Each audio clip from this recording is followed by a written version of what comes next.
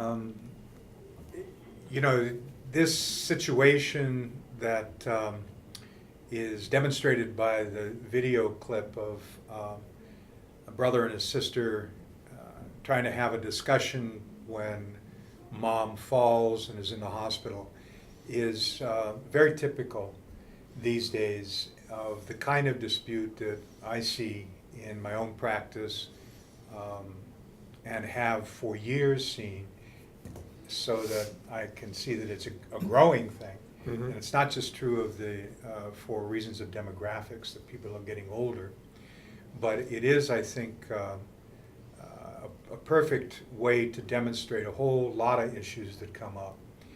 And the care of elders, especially at the stage, which appears to be the case in this example of the video, especially at the stage where mom has had an accident, had a fall, and perhaps is in a point of transition where she might need to move into a facility where there's a higher level of assistance by professionals, Okay. rather than living independently at home. I mean, that's a moment when oftentimes the children are forced, perhaps for the first time in a long time, to effectively discuss and make decisions together Mm-hmm. about mom's care. And necessarily that also brings up how we communicate as brother and sister, as siblings, or as others who are involved with maybe a professional Mm-hmm. who's involved, also the doctor or social worker at the hospital, because they don't want the risk of letting somebody go home when they have a medical opinion that she can't live independently without risking this happening again and it being worse the next time. Being worse. The Yes. scenario doesn't include mom, and that's the first thing that brother and sister really ought to consider doing. Mm-hmm. Now, they've obviously got contention issues that probably go way back to when they were being raised, but if they will approach this set of decisions that have to be made by including mom from the beginning, then they're not going to risk misperception Mm-hmm. about what's right for mom, Mm-hmm. which is, I think, a very important thing. And so they've got to wrap into their discussions at a very early stage before they go very much farther. And it's not just about them and their relationship as siblings. It's very important, but each of them hopefully will put mom's interests and what's best for her foremost in their discussions, in their minds. And it's very hard to do, It is very hard to do. because we all have needs, especially the caregiver, Sylvia, who is, in this example, the one who has been doing the day-to-day work and Mhm. appears to be pretty irritable for good reason, Mhm. that mom's becoming more of a burden. Mom's becoming more of a primary focus in her own life. Yes. And if she's employed, that's doubly difficult. If she's got kids to raise herself, it depends on those factors, which are not apparent now from the scenario. But Mhm. in trying to do that, if mom is in the hospital, the children are going to have the help of a social worker in the hospital. Okay, so it's a social worker in the hospital is a potential resource. It should be seen that way. Okay. Although the hospital has its own interests, which are to make sure that they're not at risk. Mm-hmm. And they're going to be pushing for, well, how can you guys make a selection of all these, wonderful homes out there, Mm-hmm. the foster family homes, basically, Yes. that care for up to a certain number of elders in a home setting. I see. Okay. Okay, but those resources can best be assessed by a layperson by going to a professional of that sort. Mhm. Well, you don't have to pay, and you There's always the realize- economics involved in terms of Right. making these kinds of inquiries and doing this kind of analysis. Right, and hopefully the hospital will also be a source of a professional assessment Mm-hmm. that will tell us mom's physical condition and her mental condition and psychological condition the extent to which what appear to be memory issues Mhm. might also involve judgment issues. Mhm. So that if mom's capacity to make complex decisions is impaired, that's known by both siblings as soon as possible, and that you get some input on how to deal with mom about that factor. Mhm. She shouldn't be excluded from that. Understood. Even if she's got impairments, it doesn't mean she shouldn't participate Participate in the process. in what involves her.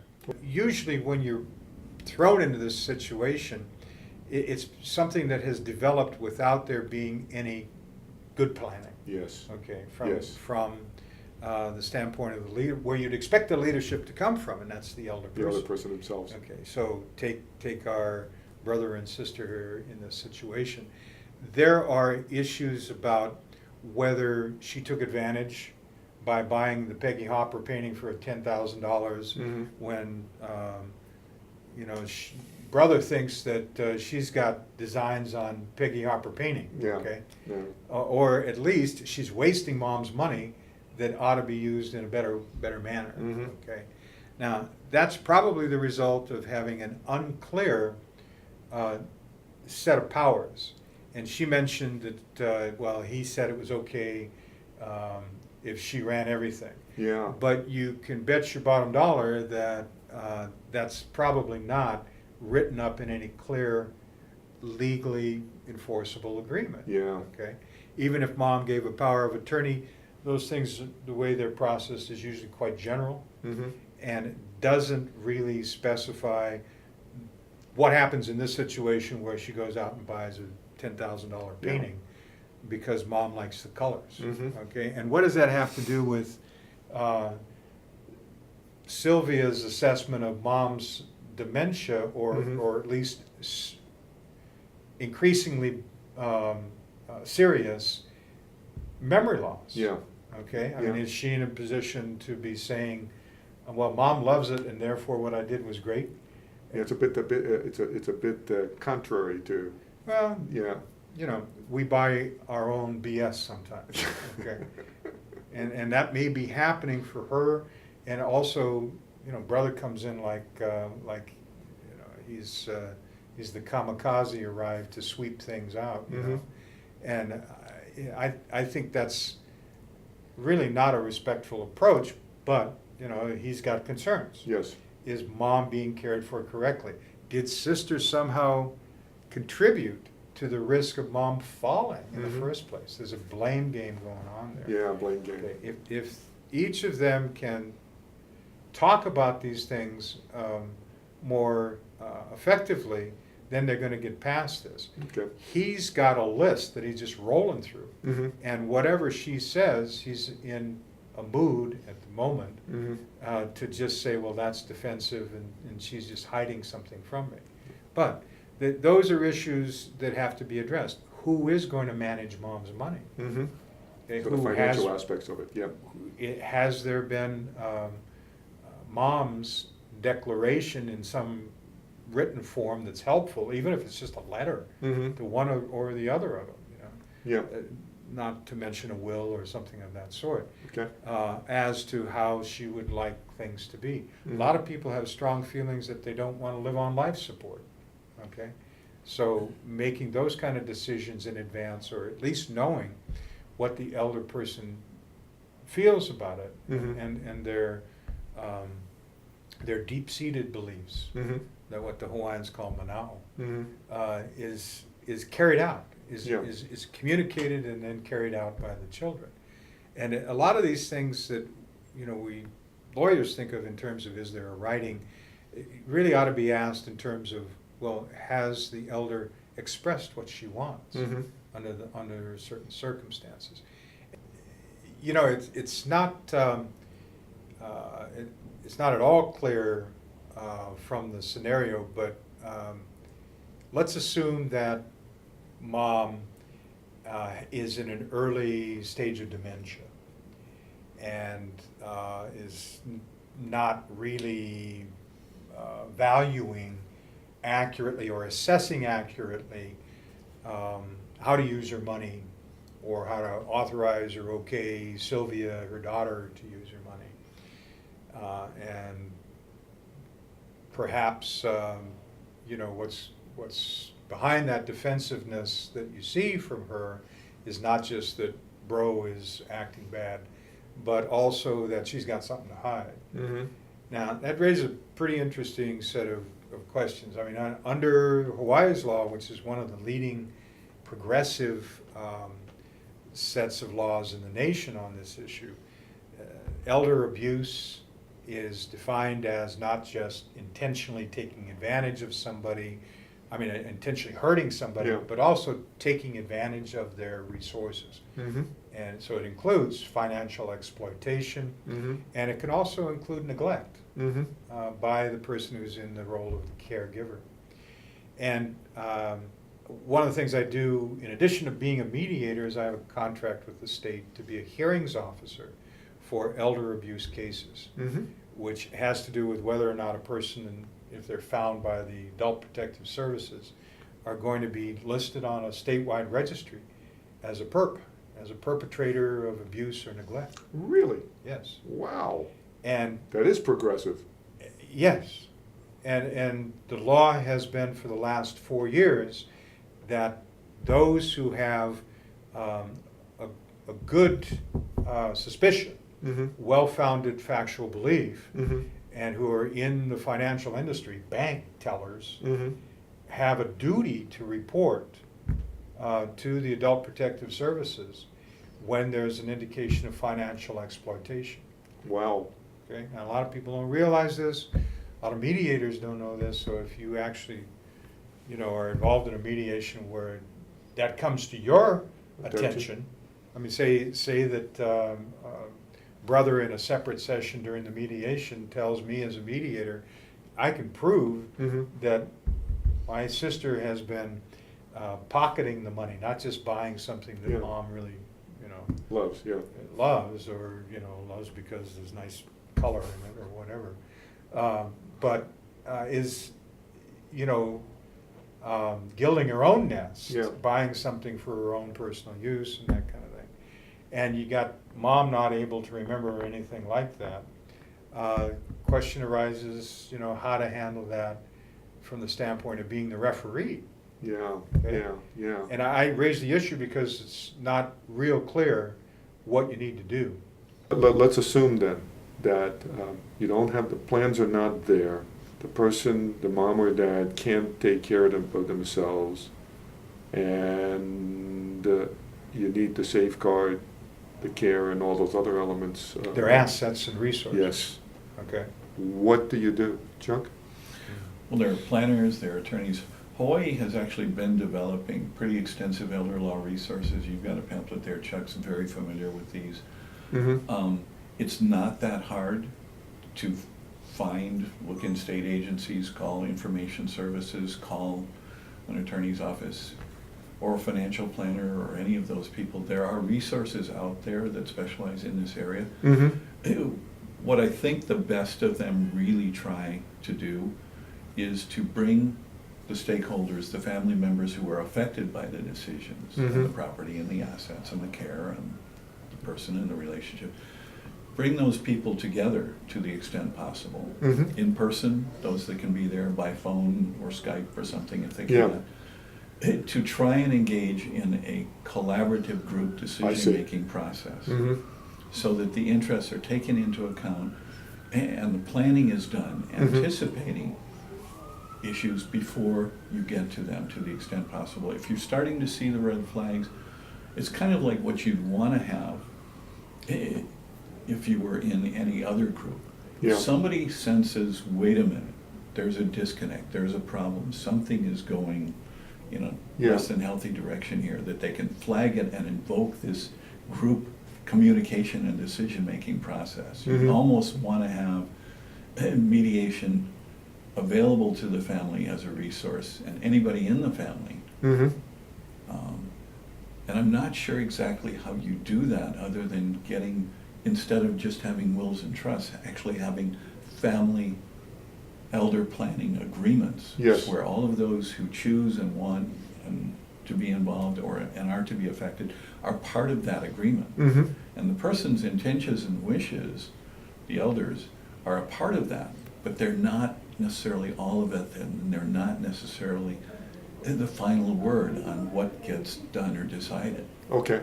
The ground rules that the people involved, all of them, Mhm. need to work out and agree upon and follow are pretty much the same ground rules that you would want in any effective group communication that we try to instill in mediation. I do in my classes when I teach. Mm-hmm. You want an inclusive process where everyone is allowed the opportunity to participate and provide input. You want it to be done in a respectful way to promote and share understanding. Mm-hmm. You want it to be done in a way that accords value to every participant's contributions, even if they may not be in agreement with someone else's. Mm-hmm. But everybody's contribution has value. And you probably want the process to be confidential. What goes in the room stays in the room. Mm-hmm. These are emblematic and standard of what we do in mediation because they're both collaborative problem-solving processes. And there are ground rules and approaches that we found very conducive to these. Also, once you get the people to agree to these and Mhm. follow them, the people who sort of take the lead in moderating the communications, and there are always going to be some. You don't want them dominating, but you do want people who will help promote the adherence to these Mhm. ground rules so that the treatment and the communications are effective. And then you're going to get into exactly the things that Chuck has talked about. And there may be outside resources as well. I don't think it's fair to expect that hospital social workers or DHS social workers or anybody else are going to be trained to establish these processes or mediate them or Yeah. moderate them. I think there are people who are trained in the community to do this. I think the Mediation Center is developing people and programs to do that. Mm-hmm. That elder mediation is growing because the baby boomers are becoming our most numerous demographic group. Mhm. They're the biggest part of our population, and they're going to have needs that are going to have to be addressed. But the other thing I think that Chuck brought up that I really agree with is it's not just what you see there in this Mhm. vignette, it's what's missing. What's missing? Yeah.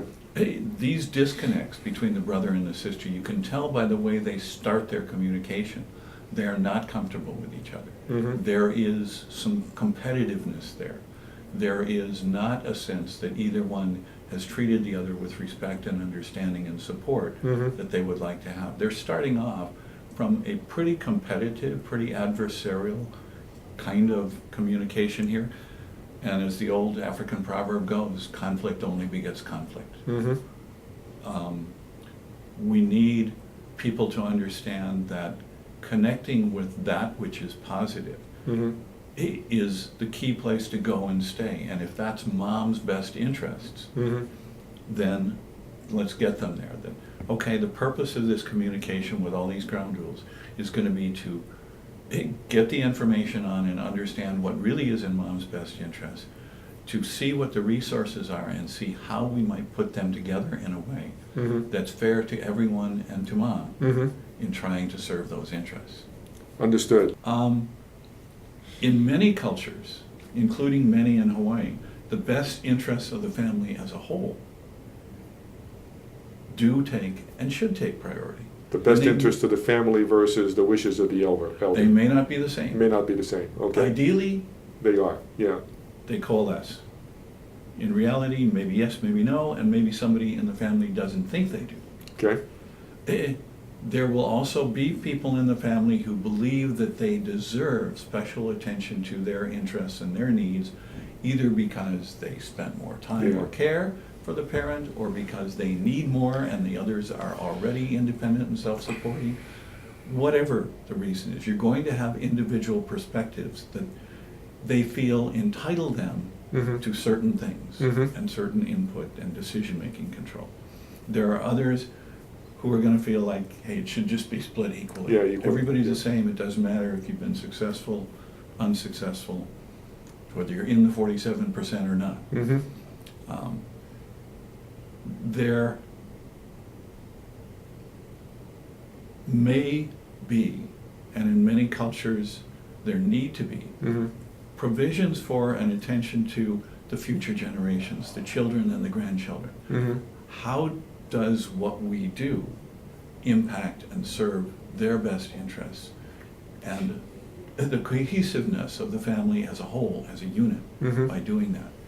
Ours, I mean, it was incredible.